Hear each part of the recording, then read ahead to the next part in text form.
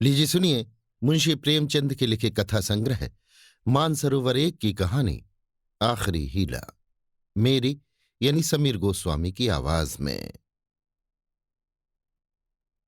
यद्यपि मेरी स्मरण शक्ति पृथ्वी के इतिहास की सारी स्मरणीय तारीखें भूल गई, वो तारीखें जिन्हें रातों को जाग कर और मस्तिष्क को खपा कर याद किया था, मगर विवाह की तिथि समतल भूमि में एक स्तंभ की भांति अटल है। न भूलता हूं न भूल सकता हूं। उससे पहले और पीछे की सारी घटनाएं दिल में मिट गईं, उनका निशान तक बाकी नहीं।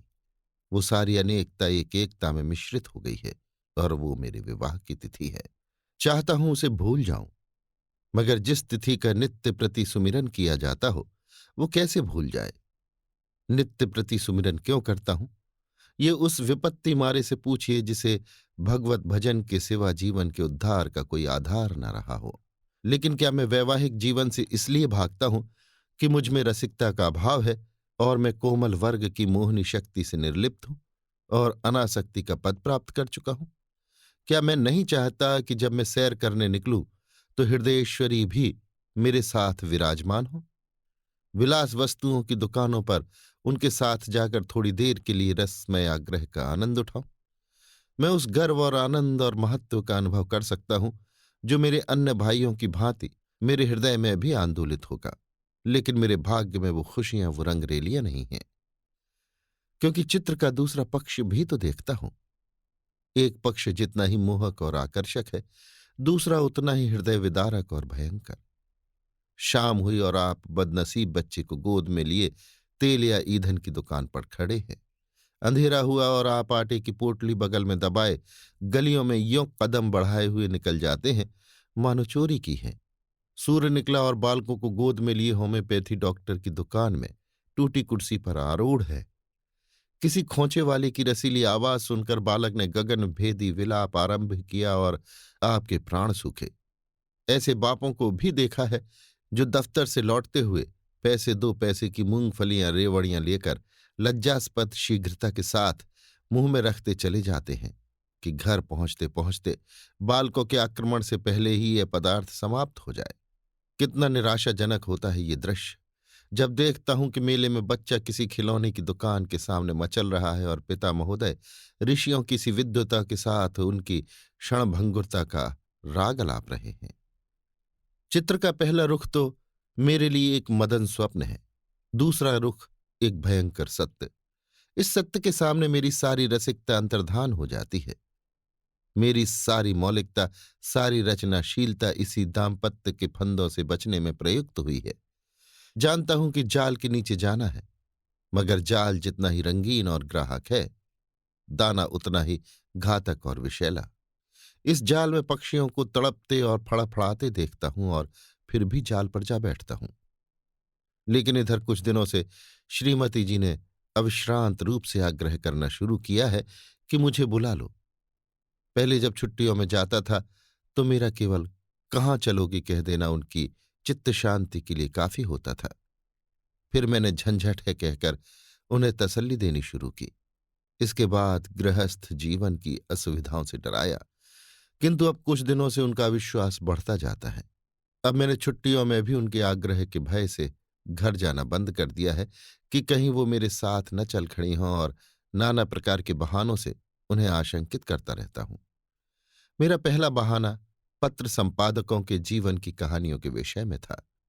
कभी 12 बजे रात को सोना नसीब होता है, कभी रत जगा करना पड़ जाता है। सारे दिन गली गली ठोकरें खानी पड़ती हैं।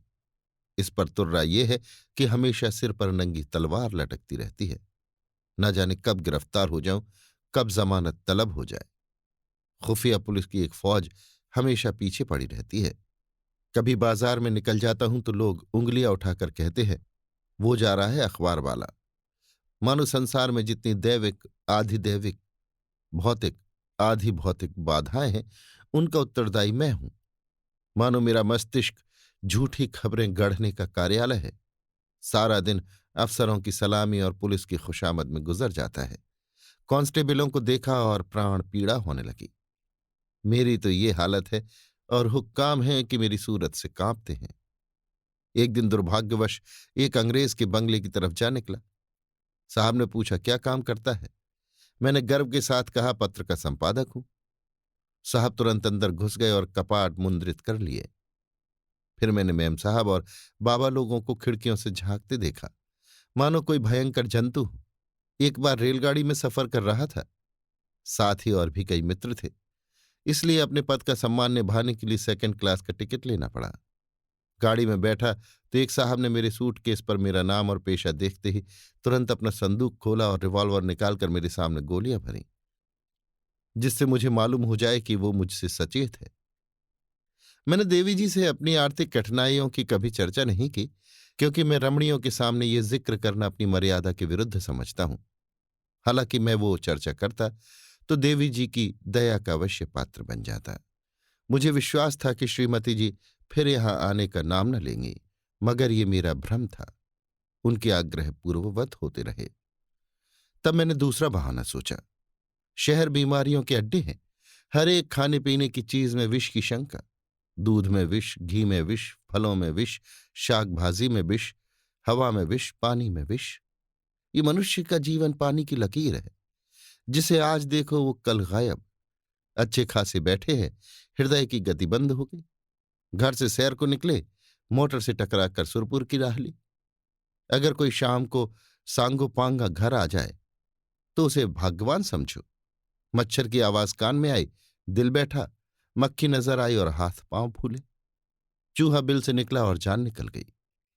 जिधर देखिए ये यमराज की अमलदारी है। अगर मोटर और ट्राम से बचकर आ गए तब मच्छर और मक्खी के शिकार हुए। बस यही समझ लो कि मौत हरदम सिर पर खेलती रहती है। रात भर मच्छरों से लड़ता हूं, दिन भर मक्खियों से। नन्ही सी जान को किन किन दुश्मनों से बचाऊं। सांस भी मुश्किल से लेता हूं कि कहीं क्षय के कीटाणु फेफड़े में न पहुंच जाए। देवी जी को फिर भी मुझ पर विश्वास न आया। दूसरे पत्र में भी वही आरजू थी।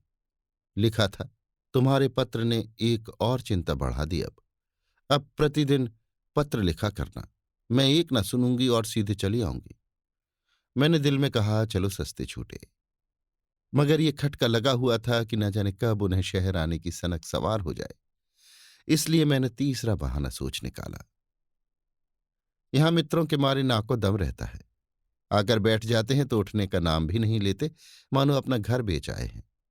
अगर घर से टल जाओ तो आकर बेधड़क कमरे में बैठ जाते हैं और नौकर से जो चीज चाहते हैं उधार मंगवा लेते हैं। देना मुझे पड़ता है। कुछ लोग तो हफ्तों पड़े रहते हैं, टलने का नाम ही नहीं लेते। रोज उनकी सेवा सत्कार करो, रात को थिएटर या सिनेमा दिखाओ, फिर सवेरे तक ताश या शतरंज खेलो।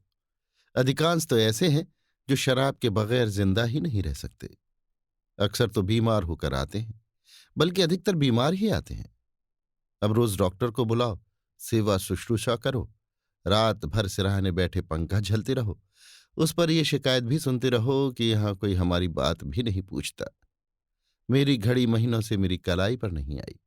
दोस्तों के साथ जलसों में शरीक हो रही है। अचकन है वो एक साहब के पास है। कोट और दूसरे साहब ले गए, जूते और एक बाबू ले उड़े। मैं वही रद्दी कोट और वही चमरौधा जूता पहनकर दफ्तर जाता हूं। मित्रवृंद ताड़ते रहते हैं कि कौन सी नई वस्तु लाया। कोई चीज लाता हूं तो मारे डर के संदूक में बंद कर देता हूं। किसी की निगाह पड़ जाए तो कहीं ना कहीं न्योता खाने की धुन सवार हो जाए। पहली तारीख को वेतन मिलता है तो चोरों की तरह दबे पांव घर आता हूं कि कहीं कोई महाशय रुपयों की प्रतीक्षा में द्वार पर धरना जमाए न बैठे हों। मालूम नहीं उनकी सारी आवश्यकताएं पहली ही तारीख की बाट क्यों जोहती रहती हैं। एक दिन वेतन लेकर 12 बजे रात को लौटा, मगर देखा तो आधे दर्जन मित्र उस वक्त भी डटे हुए थे। माथा ठोक लिया। कितने ही बहाने करूं, उनके सामने एक नहीं चलती। मैं कहता हूं, घर से पत्र आया है, माताजी बहुत बीमार हैं। जवाब देते हैं, अजी बूढ़े इतनी जल्द नहीं मरते। मरना ही होता तो इतने दिन जीवित क्यों रहती। देख लेना, 2-4 दिन में अच्छी हो जाएंगी। और अगर मर भी जाएं तो वृद्धजनों की मृत्यु का शोक ही क्या, वो तो और खुशी की बात है। कहता हूं, लगान का बड़ा तकाजा हो रहा है। जवाब मिलता है, आजकल लगान तो बंद हो ही रहा है, लगान देने की जरूरत ही नहीं रही। अगर किसी संस्कार का बहाना करता हूं तो फरमाते हैं, तुम भी विचित्र जीव हो। इन कुप्रथाओं की लकीर पीटना तुम्हारी शान के खिलाफ है। अगर तुम उनका मूलोच्छेदन करोगे तो वो लोग क्या आकाश से आवेंगे? गरज ये कि किसी तरह प्राण नहीं बचते। मैंने समझा था कि हमारा ये बहाना निशाने पर बैठेगा। ऐसे घर में कौन रमणी रहना पसंद करेगी जो मित्रों पर ही अर्पित हो गया हो। किंतु मुझे फिर भ्रम हुआ। उत्तर में फिर वही आग्रह था। तब मैंने चौथा हीला सोचा। यहाँ के मकान हैं कि चिड़ियों के पिंजरे, न हवा न रोशनी। वो दुर्गंध उड़ती है कि खोपड़ी भन्ना जाती है। कितने ही को तो इसी दुर्गंध के कारण विसूचिका, टाइफाइड, यक्ष्मा आदि रोग हो जाते हैं। वर्षा हुई और मकान टपकने लगा। पानी चाहे घंटे भर बरसे, मकान रात भर बरसता रहता है। ऐसे बहुत कम घर होंगे जिनमें प्रेत बाधाएं न हों। लोगों को डरावने स्वप्न दिखाई देते हैं। कितनों ही को उन्माद रोग हो जाता है। आज नए घर में आए, कल ही उसे बदलने की चिंता सवार हो गई। कोई ठेला असबाब से लदा हुआ जा रहा है, कोई आ रहा है। जिधर देखिए ठेले ही ठेले नजर आते हैं। चोरियां तो इस कसरत से होती हैं कि अगर कोई रात कुशल से बीत जाए तो देवताओं की मनौती की जाती है। आधी रात हुई और चोर चोर, लेना लेना की आवाजें आने लगी।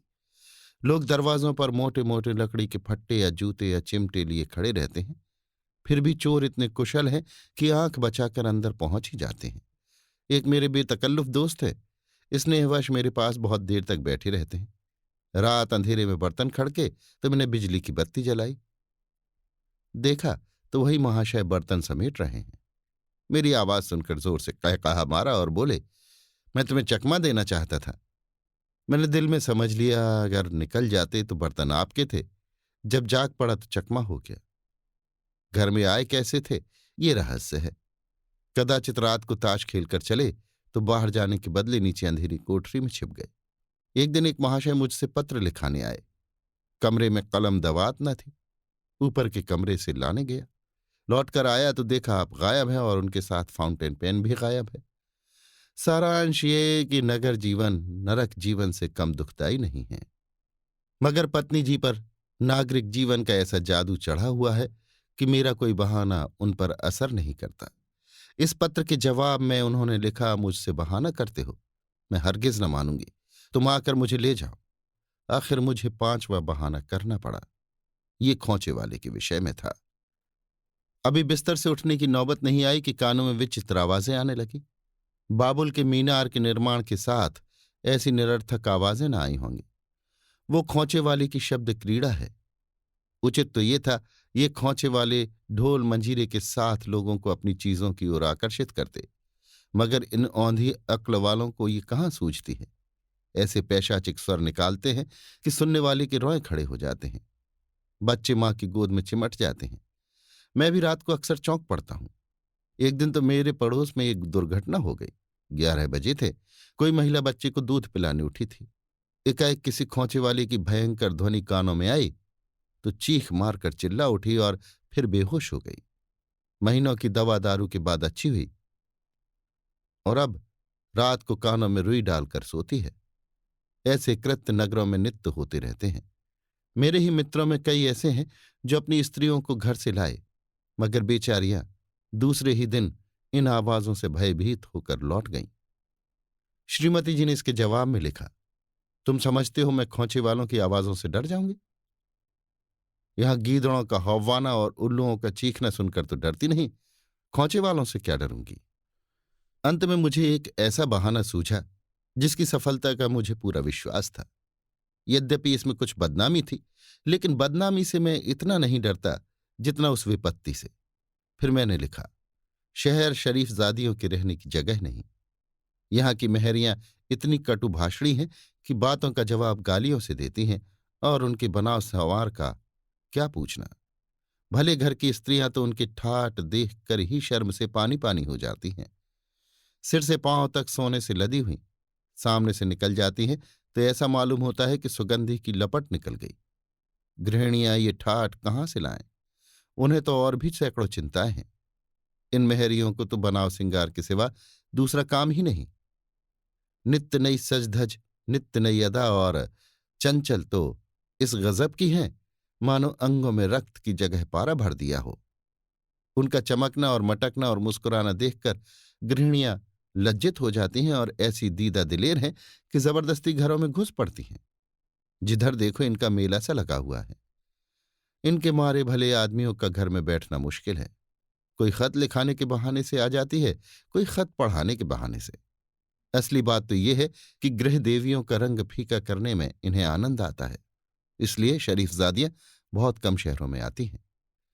मालूम नहीं इस पत्र में मुझसे क्या गलती हुई कि तीसरे दिन पत्नी जी एक बूढ़े कहार के साथ मेरा पता पूछती हुई अपने तीनों बच्चों को लिए एक असाध्य रोग की भांति आ डटी। मैंने बदहवास होकर पूछा, क्यों, कुशल तो है? पत्नी जी ने चादर उतारते हुए कहा, घर में कोई चुड़ैल बैठी तो नहीं है?